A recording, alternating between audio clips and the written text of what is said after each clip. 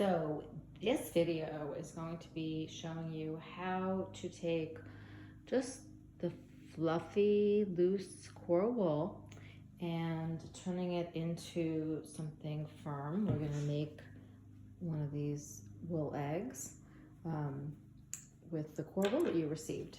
So for the second, for taking the camp, that would be the second and third projects. You're going to make your own wool egg. And I sent you the first one partly so that the first day we could just jump right in, and partly so that you'd know about the shape and firmness that your egg should be for the second and third. So hopefully you remember.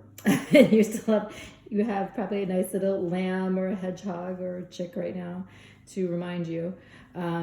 So what I do is so you're not probably really going to need all of the wool that I provided. I like to give you extra, so better to have some left over for the next project than to run out. So what we start with, you could start bigger, but I have found that if the bigger you start, the more likely you are to wind up with some kind of hollow center.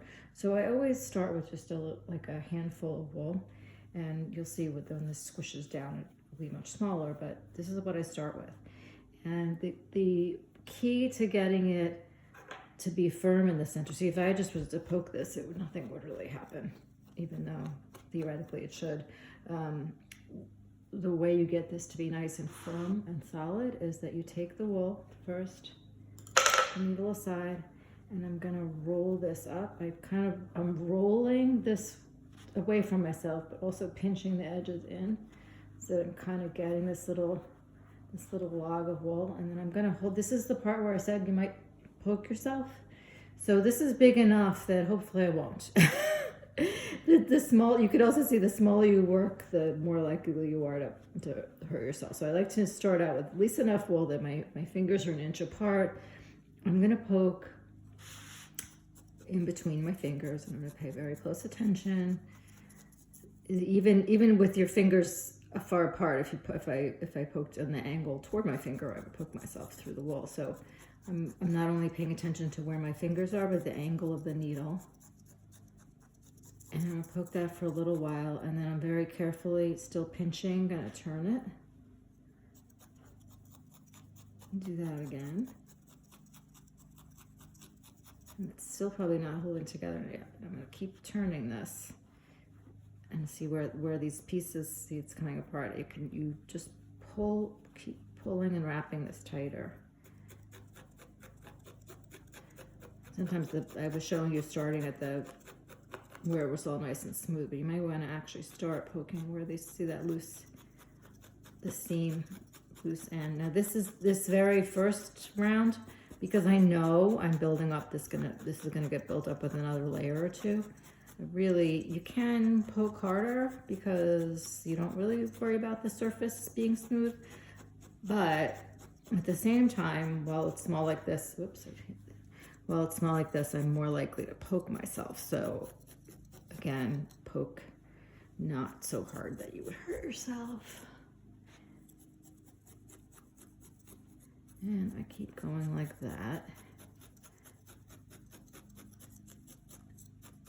And I do want to poke a little deeper in because even though I've said not to poke deeper than this, see, this is why I start with this. You see how this thickness is about double the length of the barbed part of the needle. So this is just perfect for me to go right to the center and get everything felted. If you were doing something, if you started bigger, would see how I'm going deeper in. You'd want to go deeper in because you want to at least be sure you're getting to the center, or else you're going to have like a gooey, mushy center that's going to feel hollow when the project is done. I once made something, the first thing I ever made that was really big, felt hollow in the center, and I cut it open, and sure enough, it was hollow. So that's why I start small and I make sure that the center is solid. So this first layer, you can keep going with this, just even for practice, till it's really actually quite solid. As you build up the layers, I think I've mentioned when we formed from the egg and with the first project, you want there to be enough squish. Here's an egg, enough squish that you can shape you can shape it. If it's solid, if I've made a really solid egg shaped piece of wool, the only way to shape it would be to add wool. And I couldn't shape by just compressing and the way we did it. So this first layer can be very firm. This first layer should be pretty firm because it's a center and you want it nice and solid. But then afterwards, we're going to do at least one more coat, if not two. And I'm just going to show you doing one more. And the second, whether you do a third is just up to you whether you want it bigger or not. So I lay out a piece of this core wool, and I do want to feather those edges, like we've talked about. And then I put it, you could do it this way or this way. I usually do some kind of angle. And I wrap the wool and I roll this. And sort of like how we did the first time, except now it's bigger. And I'm just gonna basically do the same thing. Get it poked in. You really want to spend more time with this than I'm doing for this video because I'm really trying not to bore you. And usually there's this part of why I give you the egg for the first project is hopefully you're feeling more patient about getting to the next steps now that you've already done one. You would think that I would find this boring after all the felting I've been doing for so many years, but I actually find this part, just making these little simple things, very relaxing. And I sometimes sit around an entire evening making felted eggs so that you can have them in your kits. So I don't know if you can see what I'm doing, but on the edges, I'm stretching out the wool to, even though this is going to get covered and it's not necessarily the final coat, I feel like I always treat every layer like it's going to show. And maybe it's just a good habit to be in. But if I was to not pay attention, let's say I was just not trying to smooth out that edge as I went, if I wound up with a seam here,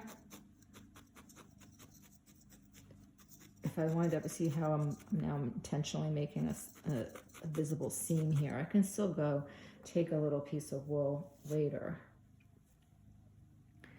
and lay it over and feather the edges, and I can still make that go away. So just as practice, because the second and third projects in the camps, we have 2 days. So we tried to do the first project in 1 day. This we're doing over 2 days. So take your time making this egg. I think the first day we're just going to make the egg and make the shapes. Maybe get some color on and then do all the other details the second day of that project. So you keep going and just moving it around like I showed you. Keep moving the egg, not your hand, and check on. You know, I can see high parts, like if it looks lumpy in certain parts, you just go over those. Anyway, you just keep doing that. This looks like this needs to be felted down some more, and you could, like I said, you decide for yourself when you're done with this whether you want to add another layer. You can add a very, very thin layer, or the thicker the layer, the more you're adding, obviously. And as you get the hang of this, you'll, decide, oh, well, I don't really want to add a layer for the whole thing, but maybe the center needs a little more, or this end needs, I want this to be a little more elongated. I'll just add to one side. So that's all there is to that. I think that the hardest part is just that center, getting the center firm enough to support the rest of this without becoming hollow. So I'm going to felt this for a while. You'll felt yours for a while. Hopefully you find it relaxing and enjoyable.